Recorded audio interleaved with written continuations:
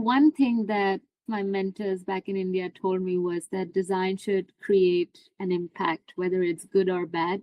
It should never be mediocre. It should always make you feel something. I think your mentor has the right idea because we live in a very data rich world, Right. and not everyone understands data unless you are working in like the data field. Graphic design is a form of communication where you can make that a little bit more accessible to others, like how you have done with designing masks, getting a very difficult and abstract concept and using visual design to make it approachable for young kids. I think that is the idea behind visual design in general. Yeah, absolutely. I'm so happy I'm in this field. It's like poetry to me. So, hi everyone, welcome to another episode of Secrets of the Viz. Today, I have a special guest, Rhea, who is a graphic designer, and she has this really interesting viz on the possibility of life on Mars. So, I'll hand it over to Rhea to give a little intro about herself. Hi, Louis. Firstly, thank you so much for inviting me to your podcast. To give you a little introduction, I began my journey in the design field in 2017. That is when I started with my undergrad degree back in India. That's where I'm from.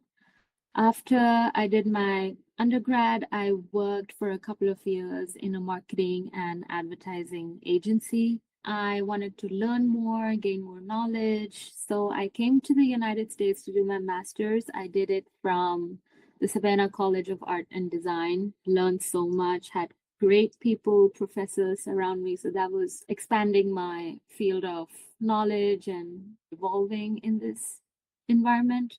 So far, it's been great. Awesome. So let's jump into your viz. Can you tell us a little bit on how the inspiration behind this came about? Like, why did you decide to do a topic on Mars? First of all, this was an extremely exciting and fun project to work on. But I chose Mars as the primary focus of this project because space has always fascinated people across generations, whether it's, the teenagers or people our age in the early 20s, late 20s. So that's really exciting. And there's always some sort of curiosity around aeronautics and space. And in particular, I also did this survey where people said that they would rather watch videos on YouTube, maybe have some sort of human experience instead of actually going on NASA's website and take a look at the data sets.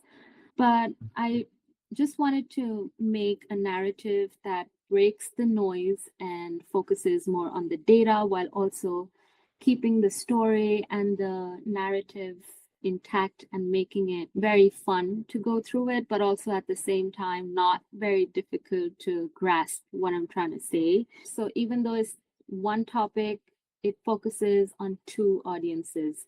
It is meant for children who are 10 to 12. I tried to make like a book design, comparing it with Earth in particular, because it's easier to grasp the information when you have some sort of association. And the second part of it was designing a set of banners that is very different from the visual language of the publication, having the same data set, but targeting audiences in their early 20s. And as you go through it, you'll see that every visual has these two parts. One is Earth and the other is Mars. Even though we are talking about Mars, there's a lot of information that people might not have known before. So that's where it all stemmed from. And as I started exploring, I realized that I can kind of make some sort of narrative around it, not limiting myself to infographics, charts, and really nice roadmaps or stuff like that. Having it more visually oriented kind of helped me create this whole design system around this project. That's really cool. So I think this is probably one of the few projects that I've seen that have two very distinct audience. One that is catered more for kids and one that's catered for more adults. I have two kids, so teaching them abstract concepts have been a challenge for me. I would like to hear your thoughts about the intentional design that you made to make this a bit more approachable for young kids. Right. I think the generation has just evolved so much over the years. Even my little cousin sister, she's 12 and she's smarter than I was when I was 12. You know, kids are really intelligent and they love to read these days. There were a lot of people who were like, are you sure you want to go ahead and make a publication about a topic that is so detailed and kind of serious? You know, might not be as fun. This was before I made any visuals, and they were specifically talking about the kids. Then I spoke to my younger sister, and she was like, I would love to actually read something instead of watching a video because that would break the monotony with what a lot of parents and kids are doing these days. So that's why I wanted to keep it colorful. The second slide that you see where the astronauts are waving at each other, there has to be some sort of humor in that too. Otherwise, it's not going to be as fun. And kids these days, even adults, I include myself too, our attention span is so much lesser than what it was before. So even if you spend 10 seconds on a spread, that's a great achievement for me. That is the amount of time it should take to just get a basic understanding of what I'm trying to say. And then you can go ahead, read the text. It's also kind of fun for the parents to explain to their kids in case the kids don't want to go through it. So that was the whole idea behind it. The illustrations are done by me, but it's more like an amalgamation of photoshopping pictures and bringing 10 things together, making it one. Also, at the same time, we know that Mars is the red planet, Earth, blue planet. So, color plays a role when you want to intuitively change behaviors when the audience is going through the pages. So, it's easier to figure out which page is what without directly saying this is Earth and that is Mars. That is a very interesting point because I think color theory is something that people don't talk about often. But once you attach a meaning to a color, it becomes really easy for you to flow through the narrative. Like you're talking about Mars having red color and Earth using blue, and you can see throughout your vistas, you have stayed consistent in the color choices that you had. This one talks about Mars. Even within this really nice interstellar travel, you have Earth and like the little red planet.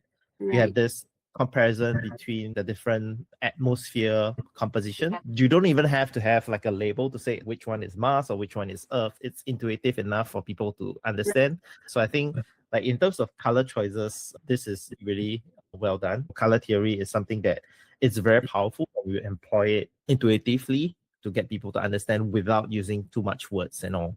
And because this is meant for kids, so you cannot have too many words. It has to be visually appealing, be it through colors or illustrations. I particularly like this slide a lot because it makes the idea of interstellar travel a bit more digestible for kids. Because we were talking about it earlier. I had another guest on the show called Anne Pregler, and we chatted about her Iron Viz submission, which is kind of like a Tableau data viz competition that happens every year. Her topic for this year was how astronauts get food to Mars. And one of the topics that she didn't explore in the Viz was how long it takes to travel from Earth to Mars. There is like a specific period where the rotation of the Earth and the rotation of the Mars is at its optimum level, and you take a lot less time to travel between the two planets as opposed to other months where you potentially might take a couple of years to travel. So that information probably took you a while to kind of grasp as well, right? It's a topic that is pretty deep into the research of how interstellar travel works as well. That's true. Initially, when I had started working on the project and I saw the data sets, it's not a straight line that you just go from Earth to Mars. It's a whole loop that you take and another loop that you take around the Mars planet. But I didn't want to skip it, especially because it's tricky.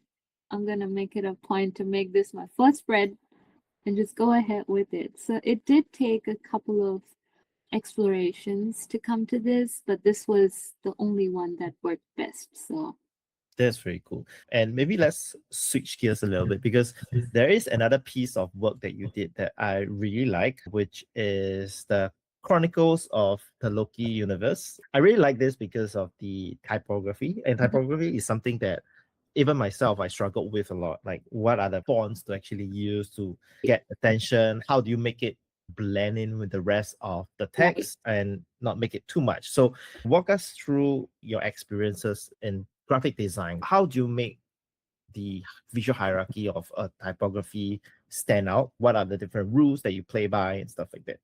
I think I had to unlearn a lot of stuff to come up with something like this, because I stuck to typography and just the different shapes and fonts and curvatures and all of those things. But then I was like, maybe I should go ahead and explore more. Maybe I should put in imagery with typography, and that would make a better impact. In this particular case, this project I honestly did for myself because I love Avengers and that entire movie series. So I wanted to make this print project which talks about Loki. All the information, even in those paragraphs that you see, is actual information about him and his journey from childhood to how we see him today. But not only that, I wanted the typography to give an understanding of his character. So the first image that you see is the cover of the newspaper, which has so much green and it's like moss on trees and rocks. That's what I wanted to go for because the color green is what we associate with Loki. And as soon as you go further in the project, you will also see that I tried to incorporate the ocean and the scary waves and the really dramatic vibes for his cunning personality and what we know of him. Also, the phrases that I chose did play a big part. Of course, it was Loki. It's just a cunning way of saying that, yeah, we know it's you. Having said that, it's not very easy to implement typography like this, especially when you're working in an agency setting. Sure, sometimes you can have fun, but it's just that you have to make sure that the hierarchy is correct, the set of information is correct. There are a lot of principles that you have to keep in mind when you're dealing with clients these days, but everybody struggles with typography. It's not a cup of tea for everybody. For me specifically, I don't want to take it as just typography. I want to make a narrative around it. Even in this, you see the snake, and Loki has a slithery personality, but also at the same time, it's beautiful. It has so many shades and curves and all those beautiful characters to him, which kind of shaped him how he is today. So, yeah, I think this was an extremely fun project. But typography is something that I'm still exploring, and I keep learning new things about it. Do you have a favorite font that you always fall back on? Honestly, if I talk about the corporate work that I do these days, even though we give different options when it comes to having your primary and secondary font, a lot of clients gravitate towards Montserrat and Gotham. It's Yes. like, I see that too. It's like it became the unofficial kind of corporate font for Yes, corporations. that's right. Me and my creative director, we always have this little inside giggle, and we're like, we know which one they're gonna go for. So, but otherwise, some display fonts that are really thick and really easy to read would be Impact. It's so beautiful, but so underrated. Some of the serif fonts would be like Wayfair, Baskerville. I think those are really pretty to look at. That is true. So for the sake of the audience, when we mean serif fonts, you can see that over here, the T, Yes. there's this little curvature at the side. Right. And this is what we call a serif font, with like decorative lines at the end of each character. Yes. And sans serif doesn't have anything. So if you look at over here, the Ragnarok, the T over here doesn't have decorative line at the end of it. So, Yeah. which is why people prefer serif font as headlines because it's bolder, it's Bigger, more yeah. creative, I guess. But for body text, it's mostly sans serif fonts like Montserrat. That is Yeah. a very typical sans serif font. Well, I think sans serif fonts work extremely well when we want to do something for display, but also at the same time, it has a very professional and straightforward vibe to it. I have almost never really seen any serif fonts used in corporate identities unless it's like a small beauty agency or some agencies like that. But I recently did a website where I gave them an option. It was a cat rescue website that I was working on. I gave them an option between sans serif and serif as the headlines, and they actually went ahead with serif and they said that it kind of goes with the personality of the cat, which was really interesting to hear. And also, sometimes people don't even want to go through the paragraph and they just read the headline and see if they want to go through the paragraph after reading the headline. So, that also is visual communication and intuitive behavior when you kind of dive deep into it. That's really cool. So before we end, do you have any recommendations of websites that you often go back to for inspiration? Honestly, I do have a couple of websites which are actually of my fellow students when I was back at SCAD because we had like some really experimental work. Also, when I go back in history and actually see how graphic design emerged, I see these two artists primarily. One is the Gorilla Girl series, and the other is David Carson. And in fact, I even got an opportunity to meet him at one of the design conferences back in India.